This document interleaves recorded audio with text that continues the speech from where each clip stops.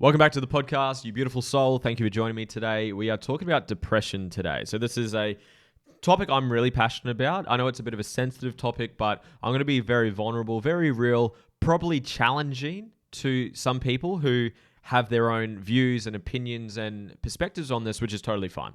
So this will probably be a challenging and possibly a triggering podcast for a lot of people, but when you're triggered, it's revealing something you haven't healed through. So maybe I'm going to give you some growth opportunity on this podcast as well. As always, guys, at the start of the podcast, this podcast is brought to you by Shine Energy Drinks, best energy drink on the planet. I drink that stuff pretty much every single day. Helps me with my focus, with my energy, and with my productivity. Before I get into it, my only favor for today is to ask you to like the video, subscribe if you haven't subscribed, leave a comment down below with your biggest takeaway from this podcast, and share it with a friend if you see the value in this one. Without further ado, we're going to get into it. So again, an open mind is required for this podcast. So take a big breath in if you need to. Open up that mind and be open to listening a different perspective, a different viewpoint on depression from someone who's had it, or quote in quotations, had it or experienced it, who have had family members attempt suicide. My siblings, my beautiful brother has attempted suicide a couple of times, and I've had friends that have taken their own life, and I've been diagnosed with Asperger's, ADHD, anxiety. So I'm very much sort of experienced and gone through the mental health challenges that a lot of people have. I've never been quote unquote diagnosed with depression. I never went to see people to get that diagnosis, but I've had suicidal thoughts, suicidal tendencies, bad thoughts, beating myself up, didn't want to get out of bed. I've been through what people would call or experience depression.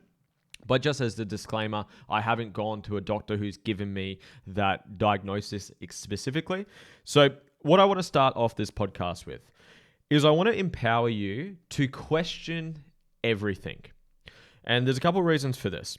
I want to empower you to think for yourself. Because the most powerful force in the human psychology is to stay consistent with how we define ourselves and how we see ourselves. It's limiting beliefs. And I speak about this quite frequently in my other podcasts, and it's part of the coaching work that I offer as a service. But whatever you believe about the world or you believe about yourself, whatever you believe, you make it true. If you believe the world is scary and dangerous, that's what you're going to find. If you believe the world is full of opportunities and there's an abundance of love and the world is amazing, that's what you're going to see. It's Henry Ford that said it many, many years ago. If you believe you can, or if you believe you can't, you're right. So I want you to be very conscious around what are your beliefs when it comes to things like mental health, like anxiety, obviously depression, what we're talking about today. Because if you believe that you quote unquote have it, and it's who you are, and that's the person that you've just got this condition that you can never get rid of, you will then find things to reaffirm that belief to make it true. This is a writer downer, if you've got a pen and paper for this one. We always make our beliefs true. Let's use an example. Say you've been through some pain with in a relationship. I'll use a woman and a male, woman and a man for an example. Say you're a woman, and you've been in a really toxic relationship with a man, and he physically, verbally, emotionally hurt you, okay? And then you've come up with a belief that men or relationships are painful, or men are assholes, and men are dangerous, or men are bad, relationships are bad. That's your belief. Then when you go out on the dating world, if you decide to go back into the dating world, even if a guy is trying to be really nice, but you believe that all men are assholes, all men have an exterior motive, all men just want one thing, then if he's being genuinely very nice, you're going to be looking for or ask yourself the question, what's his motive here? What's he trying to do here? You're trying to find evidence to support the belief that you have. So the reason I'm going down this sort of rabbit hole right now is that I've had beliefs around anxiety, depression, autism, Asperger's, what I got diagnosed with. And the beliefs that I had reaffirmed and made me find things to reaffirm the belief that I had. And it's very disempowering. So there's a silly little story that I want to share with you to sort of hit this home. I got told this years ago, and it stayed with me, and it's a funny little story. So there's a daughter and a mum, and the mum's making like a meatloaf or something like that, and she cuts the ends off the meatloaf to put it into the oven. And the daughter sees mum do this and asks her mum, why do you cut the ends off the meatloaf?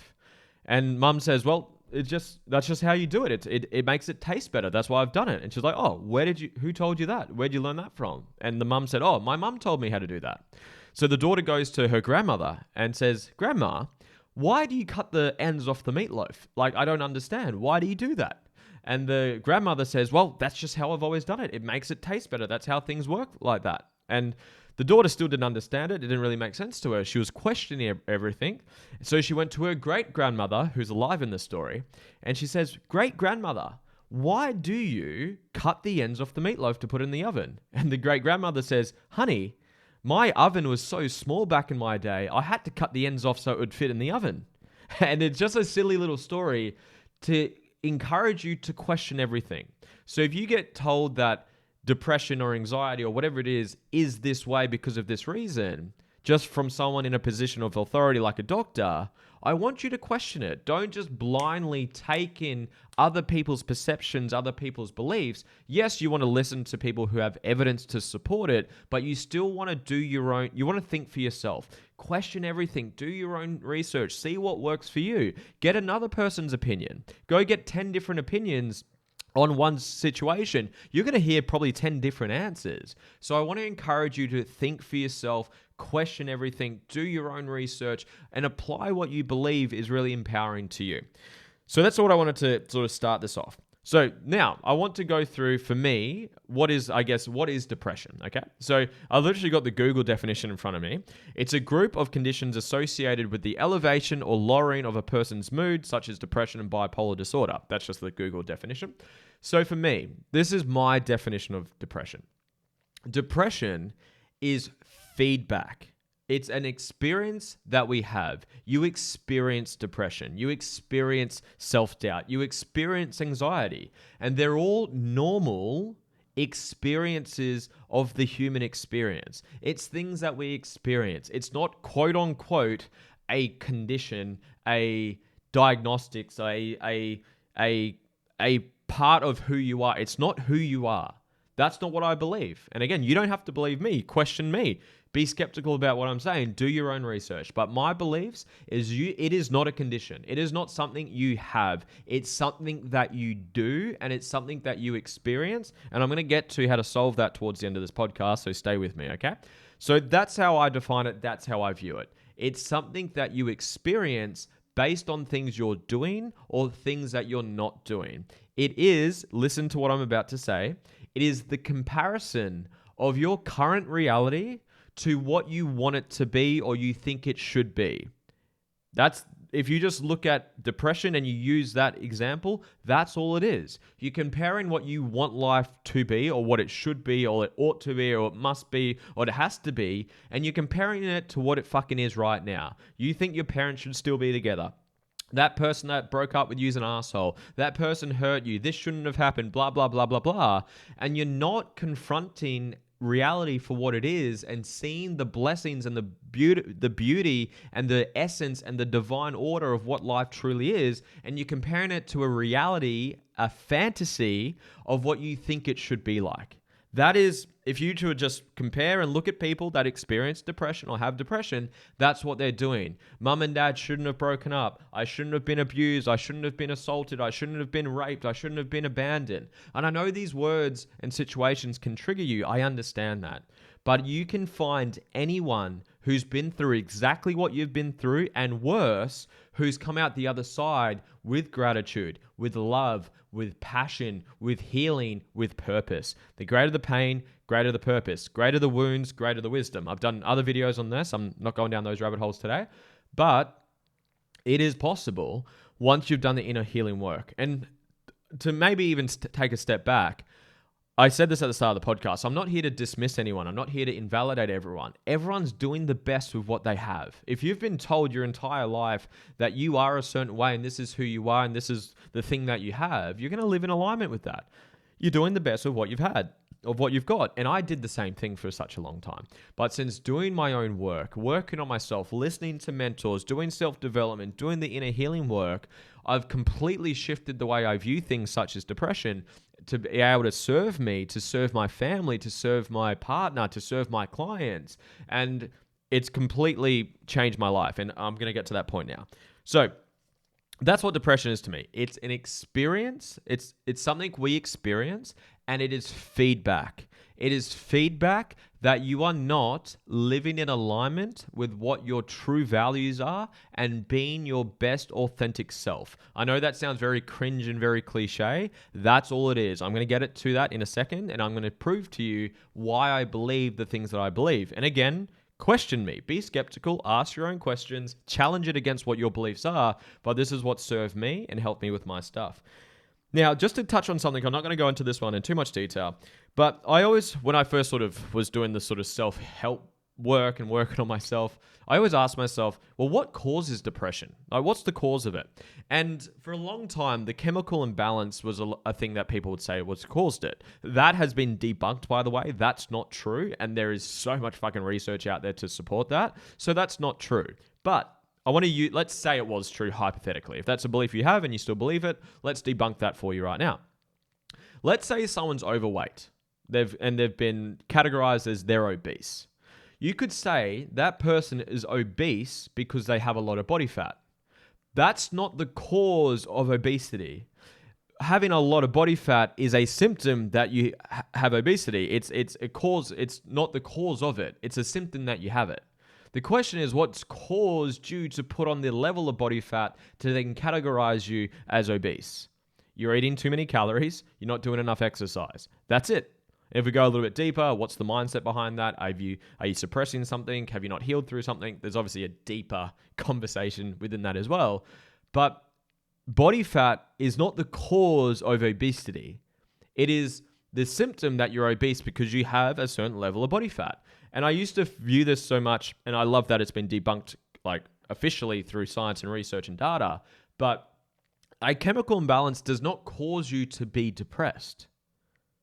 It does not cause you. It's a symptom that you are. Because yes, your mind will have a bit of a different chemical balance or imbalance because you are doing things or not doing things that are causing that. It's not the reason you are, it's a symptom that you are. And just really differentiating those two things really served me really well. So let's move on. So I've shared my view on it. It's feedback that you're not doing something or you are doing something.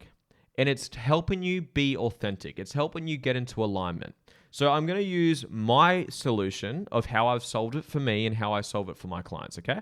I'm not going to go through them in a lot of detail because that would take like 5 hours to do all of them. But I'm just going to give you the overall view or recipe that I use to solve this 100% of the time. This has never not worked for me or my clients to help them overcome depression 100% of the time.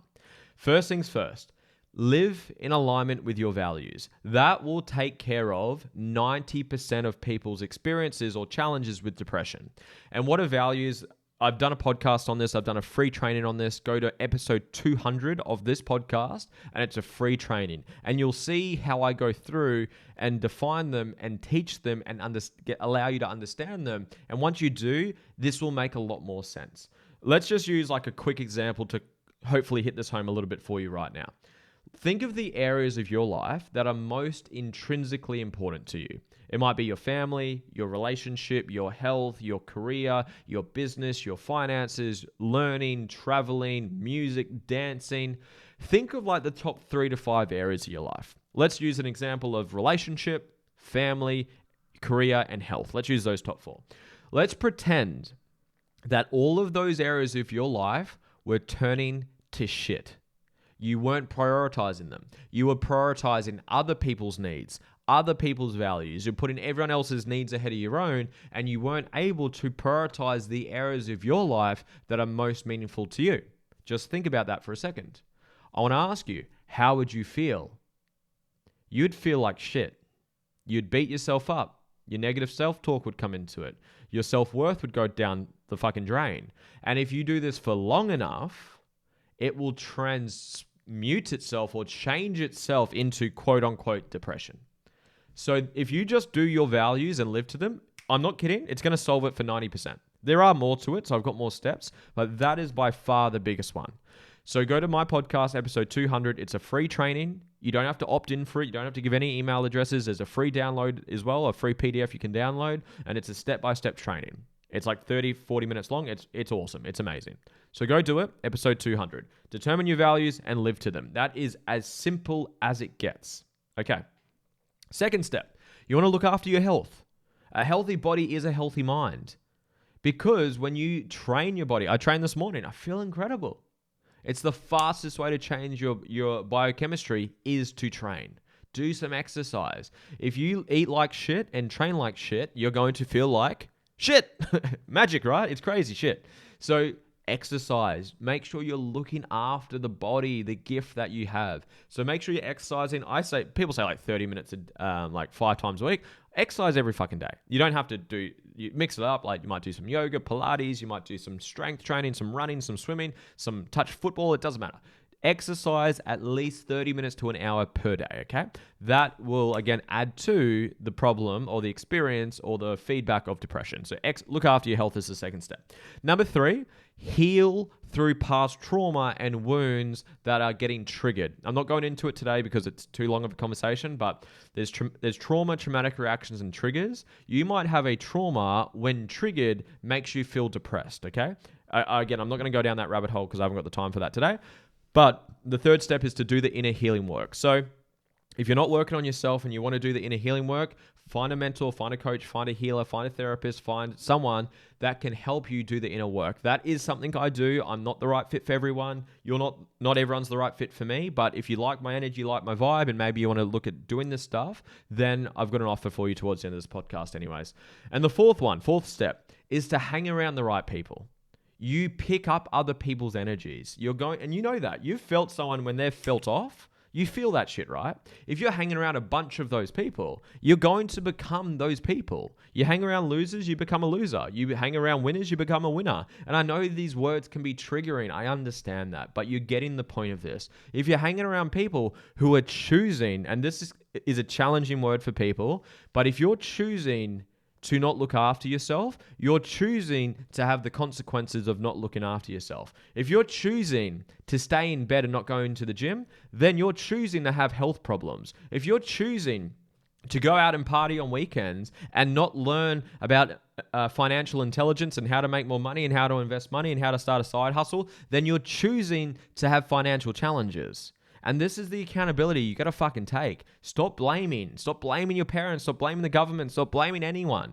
Your life is 100% your responsibility. What you've been through is not your fault. What you do about it and how you respond and react to it is completely on you. Do not give your power away. Take fucking ownership for your life so you can do something about it.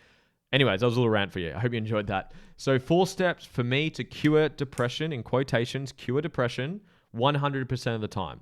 Number 1, live to your values. I'm not kidding. That will do it for 95% of you guys. Secondly, look after your health 30 to 60 minutes a day. Good exercise, but also good food as well. If you put shit food into your body, you're going to feel shit, and we've all done it before. Thirdly, heal through past trauma, past wounds. That's obviously a big can of worms. We're not going to talk too much about that today.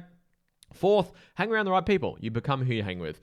That is my view on depression, how I've been able to work through it for myself, for my family members, for my clients, and all the people that I love and care about. It works 100% of the time if you're willing to do the work. If you're choosing to not work on yourself, you're choosing to have the consequences of not working on yourself. I hope you got value from this, guys. If you did, leave a comment down below. I'd love to hear your biggest takeaway. If you can subscribe if you haven't already, it just builds my audience. It allows me to help more people, impact more people. If you want to share this with a friend, I'd fucking love that. If you're wanting to work on you, if you want to grow, if you want to unlock your full potential in your business, your career, your relationship, your health, whatever it may be, and you know you're in your own way, you know that it's a mental, emotional block, you know it's you, or you're lacking clarity, you don't know your purpose, you don't know what it is that you want to do, and you're wanting a coach, you're wanting guidance, you're wanting someone to help you get there, Click in the link below. There is a free strategy call with me personally. Only do it if you're willing and ready to do the work. I can drag a horse to water, but I can't make it drink.